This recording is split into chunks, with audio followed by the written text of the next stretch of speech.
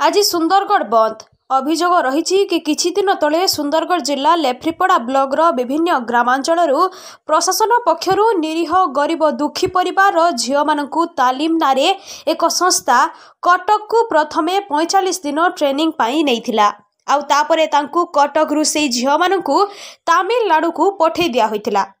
एने तांको झील मानक अभिभावक माने प्रथमे ब्लॉक प्रशासन और तापरे जिला प्रशासन पाखरे आसी दाबी करथिले तांको झील मानकु फेराई आनिबाकु, किंतु तांको अभियोग अनुसार प्रशासन ए दिगरे तत्परता देखाइले नाही, जाद्वारा अभिभावक माने दीर्घ 9 दिन धरी स्थानीय डीआरडीए छकरे धारणारे बसिथिले और परे सुंदरगढ़ बंद पाई डाकरा देइथिले।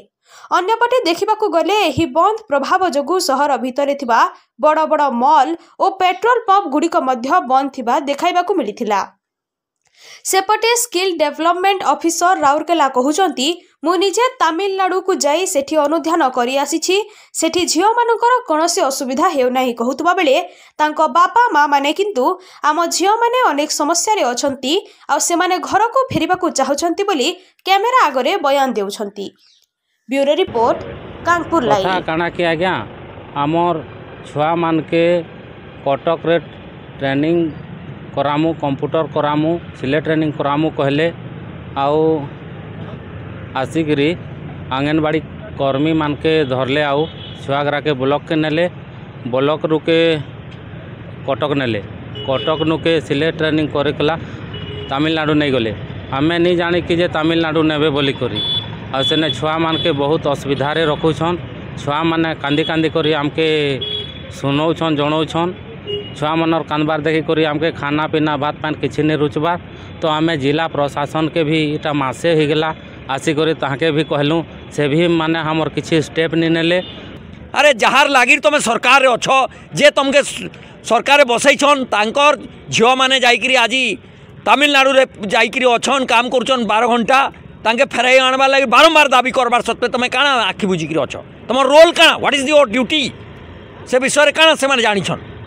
तामे से माने खाली मौज मस्ती करबा लागि शासन रे बइछन काय सेतिर सेटा प्रमाणित होउछ। आज जे शासन के बसीगला थरे से एकदम आखि बुझी दउछे जनसाधारण समस्या उपरे।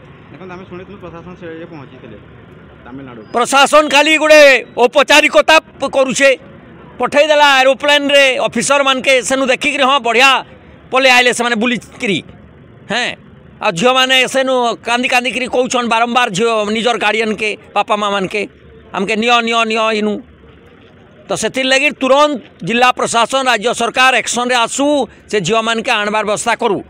मुई तो कहबी भविष्य रे भी कैंसी रकम रो प्रकार ठकामी नहीं हो, इ नहीं सब इंडस्ट्रियलाइजेशन करा जाऊ निज निजर जिले रे। आमर जिला सुंदरगढ़ जिला डीएमएफ फंड 1000 कोटी अच्छे, इन्हें सब प्रकार इंडस्ट्रियलाइजेशन करा जाई पारबा, किंतु बाहर लोग आसिक इनर डीएमएफ फंड के पैसा नहीं जाऊन ठिका कर नहीं जाऊन लुट कर नहीं जाऊन। मोर नाम हूँ रमेश चंद्र किसान, डिस्ट्रिक्ट एम्प्लॉयमेंट ऑफिसर राउरकेला। आम टीम आम 3 जन जाते आम टीम थे आम डायरेक्टर निर्देश क्रमे आम 3 जन होगी तमिलनाडु प्रोसीड करते।